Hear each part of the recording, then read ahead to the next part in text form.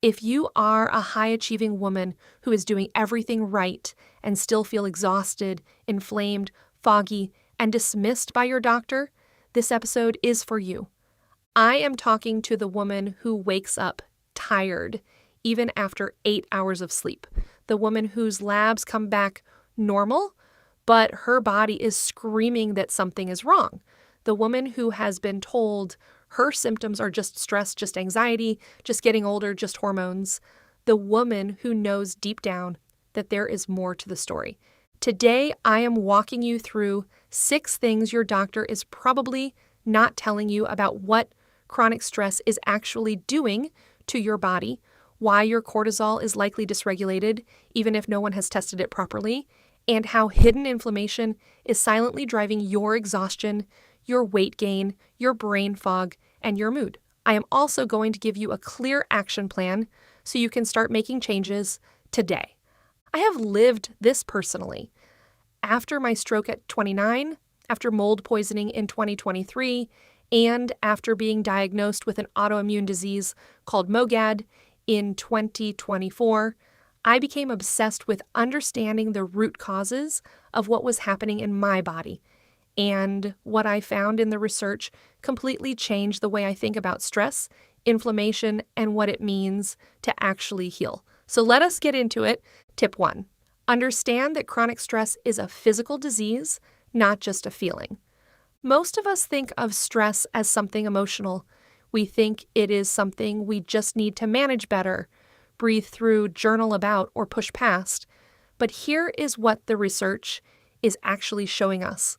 Chronic psychological stress is directly associated with a greater risk of cardiovascular disease, diabetes, autoimmune diseases, depression, and impaired wound healing.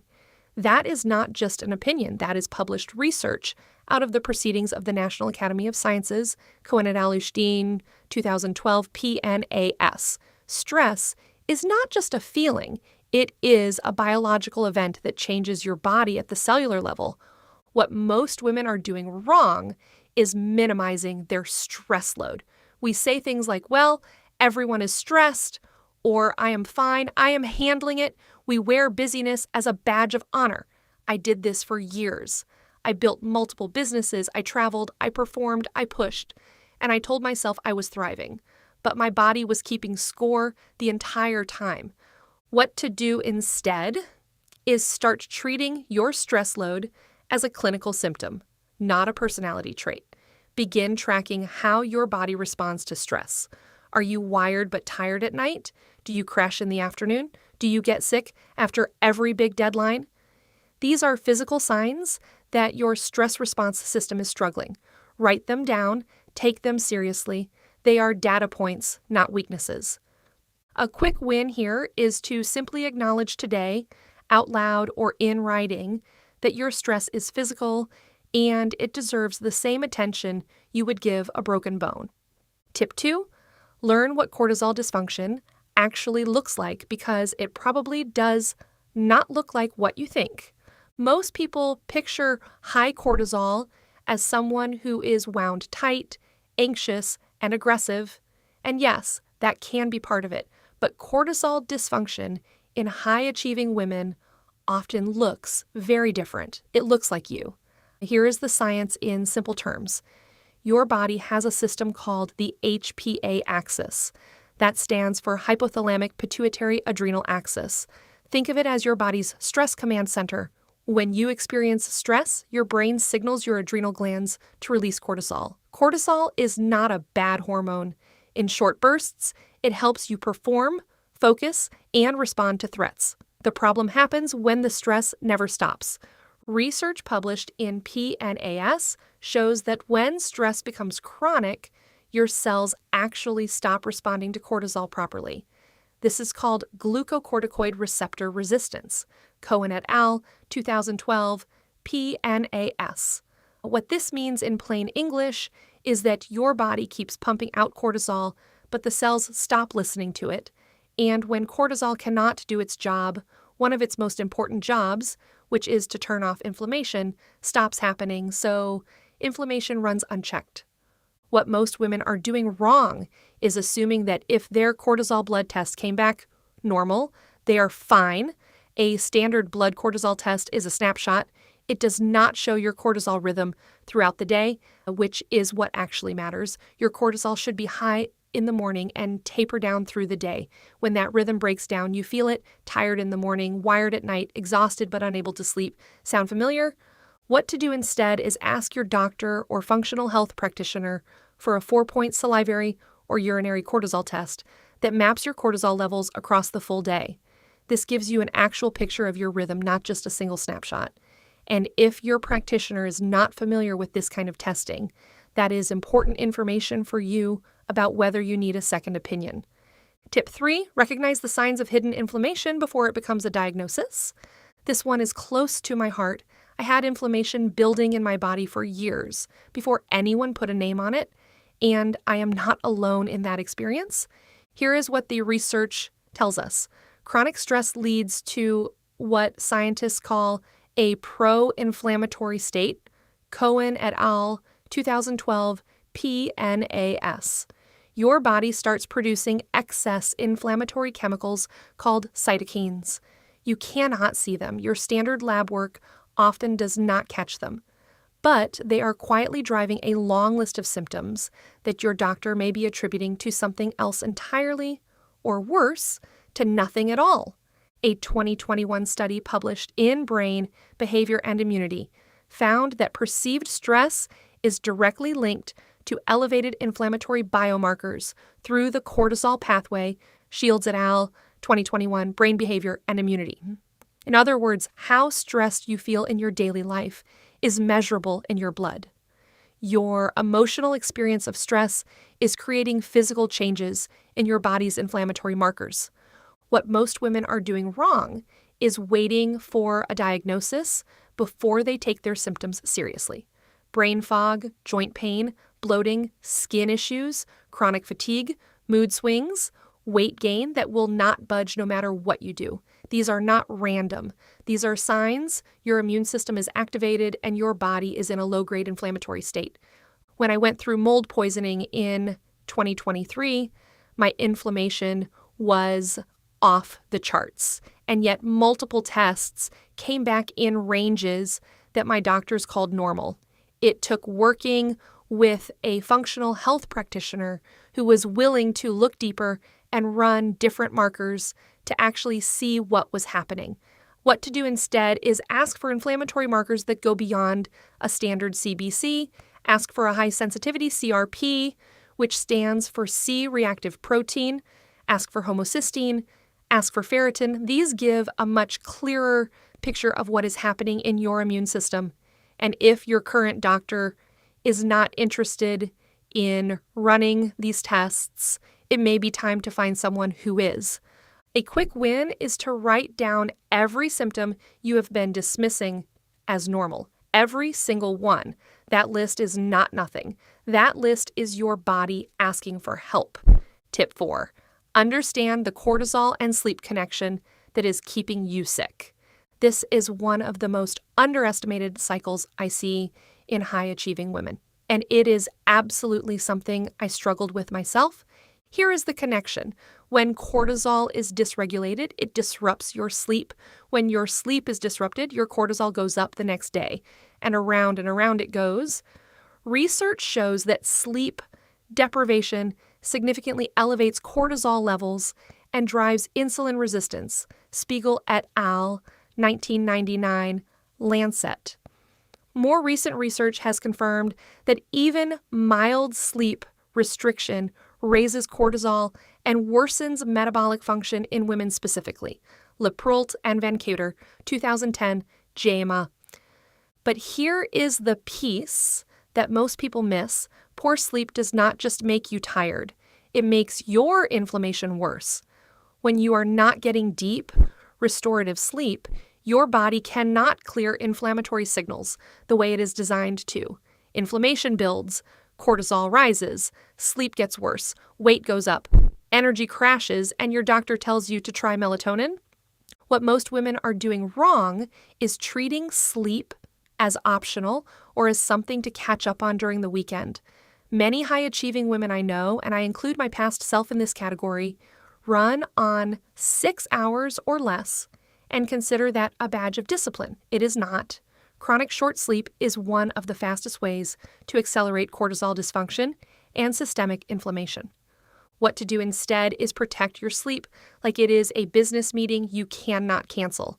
That means a consistent bedtime, no screens in the last hour before sleep, a cool and dark room, and no caffeine after 2 in the afternoon. I also want you to think about your cortisol rhythm here. If your cortisol is still high at night, your body cannot produce enough melatonin to wind you down. That is a cortisol problem, not a sleep hygiene problem, and it needs to be addressed at the root. A quick win here is to commit to a consistent wake time for the next 7 days, even on weekends. This is one of the single most effective tools for resetting your cortisol rhythm, and it costs nothing. Tip 5, stop letting your doctor tell you that your labs are normal when your body is saying otherwise. I want to say this as clearly as I can because this one changed my life. Normal on a lab test and optimal for your body are two completely different things. Standard lab reference ranges are built on population averages. That means the range of normal includes people who are chronically ill, sedentary, inflamed, and metabolically struggling. When your doctor tells you your labs are normal, they are telling you that you fall within the range of what is common, not what is healthy. Research consistently shows that women, particularly during perimenopause and menopause, experience a rise in inflammatory markers as estrogen declines. Greendale et al., 2019, Journal of Clinical Endocrinology and Metabolism. Estrogen is actually a natural anti-inflammatory. As it drops, inflammation can rise.